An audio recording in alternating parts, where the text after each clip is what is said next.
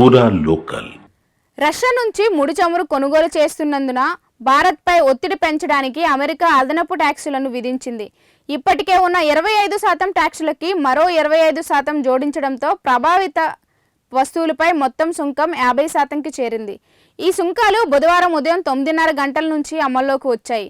ఈ నిర్ణయం వల్ల సుమారు $48 బిలియన్ విలువైన భారత ఎగుమతులు ప్రమాదంలో పడ్డాయి.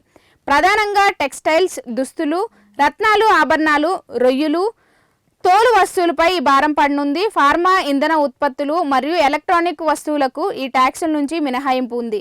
అమెరికా మార్కెట్లో భారత వస్తువులు ధరలు పెరిగి పోటీ దేశాలకు ప్రయోజనం చేకూరుతుంది. ముఖ్యంగా లక్షలాది మందికి ఉపాధి కల్పిస్తున్న టెక్స్టైల్స్, ఆభరణాలు, రొయ్యల పరిశ్రమల్లో ఉద్యోగ సంక్షోభం ఏర్పడే ప్రమాదం ఉంది.